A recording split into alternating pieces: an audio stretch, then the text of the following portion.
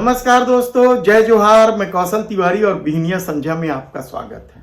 गृह मंत्री विजय शर्मा के गृह क्षेत्र लोहारी डी की घटना को लेकर अब जिस तरीके की जानकारी बाहर निकल आ रही वह बेहद ही चौंकाने वाला है। यह सत्ता की ताकत का भी एहसास कराने का एक जरिया बन गया है, कहा जाए तो गलत नहीं होगा। वैसे भी कहा जाता है कि सत्ता से लड़ाई आसान नहीं है, क्योंकि अनियमित कर्मचारी पिछले कई सालों से नियमित करने की मांग को लेकर लड़ रहे हैं। 6 साल हो गए एसआई भर्ती के अभ्यर्थियों की नियुक्ति परिणाम नहीं निकले। डीए वाले तो सुप्रीम कोर्ट से जीत कर आ गए। यानी सत्ता चाह ले तो आम आदमी क्या करे। ऐसे में लोहारी डी को लेकर उठते सवालों के बीच अब यह सवाल बड़ा हो गया है कि क्या सरकार अपने नेता रघुनाथ साहू की हत्या को लेकर समूचे गांव को जेल में सड़ा देना चाहती है, समूचे गांव को दोहरे आजीवन कारावास की सजा दिला देना चाहती है। क्या समूचा गांव जेल की सलाखों में बंद होकर रह जाएगा? यह सवाल इसलिए उठ रहे हैं क्योंकि जो जानकारी मिल रही है उसके मुताबिक अब तक 167 यानी 167 नामजद लोगों पर जुर्म दर्ज किया गया। 1 दर्जन से अधिक धाराएं लगाई गई हैं, जिसमें से कई धाराएं तो ऐसी है कि वे कभी जेल से बाहर ही नहीं निकल सकते। जिसमें 103 एक हत्या की धारा है। यानी आप सोचिए, पहले यह धारा 302 होती थी, लेकिन अब 103 एक 103 2 मॉब लिंचिंग का। इसके अलावा साजिश रचने का, घर जलाने का, 61 2 मौत की साजिश रचने का, 238 यानी आप 1 दर्जन धाराएं लगाई गई और 167 लोग तो नामजद हैं और उसके बाद अन्य लिखा गया है।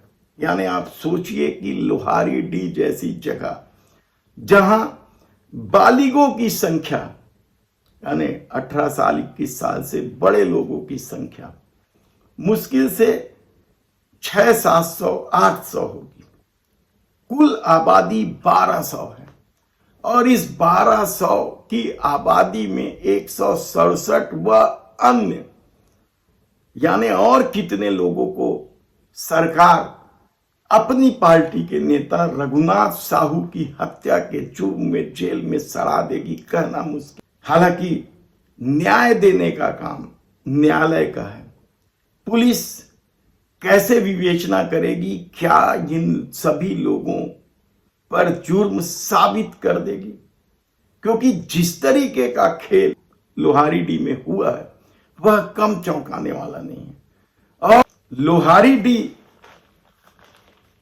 में हुई घटना को लेकर जिन 167 लोगों पर अपराध की दर्ज किए गए हैं दर्जन भर धाराओं के साथ, उसमें साहू समाज के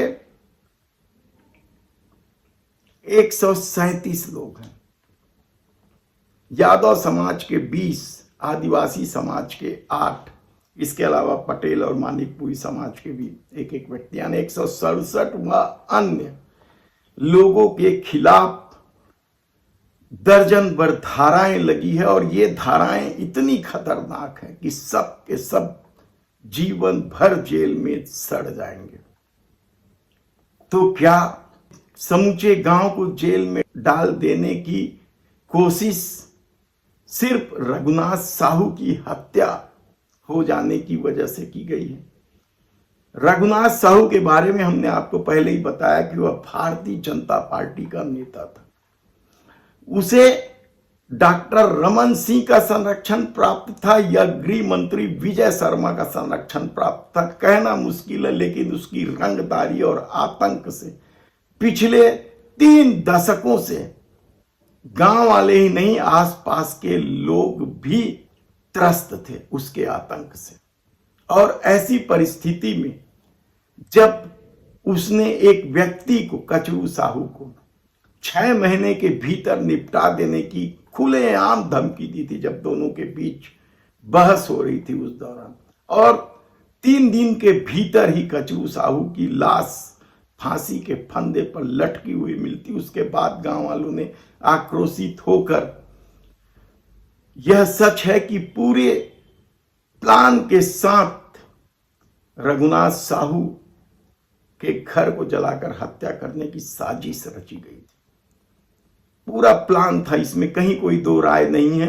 क्योंकि मोबाइल के इस दौर में यदि वीडियो भी नहीं बना रघुनाथ साहू के घर को जलाने को लेकर, तो आप सोच सकते हैं कि किस तरीके से गांव वाले प्लान बनाने मजबूर थे या फिर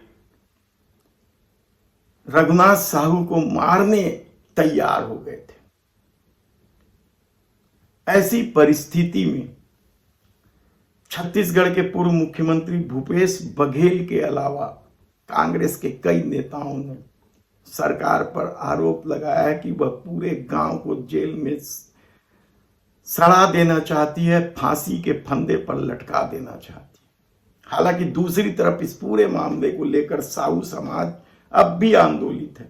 जगह जगह गृह मंत्री, मुख्यमंत्री के पुतले फूके जा रहे हैं, दोषियों के खिलाफ कड़ी कार्रवाई करने की मांग कर रहे हैं। और दोषी कौन? साहू समाज के मुताबिक दोषी तत्कालीन एसपी अभिषेक पल्लव हैं, जिन्हें राज्य सरकार ने हटाने के नाम पर प्रमोशन देकर पीएचक्यू में बैठा दिया। हालांकि अभी तक 69 यानी 69 लोगों की गिरफ्तारी हुई है। और इस पूरे घटनाक्रम में प्रशांत साहू नामक युवक की पुलिसिया पिटाई से हत्या कर देने का आरोप भी लगा है। ऐसी परिस्थिति में देखना है कि आने वाले दिनों में इन गांव वालों को जमानत भी मिलती है या फिर सीधे दोहरे आजीवन कारावास की सजा होती है।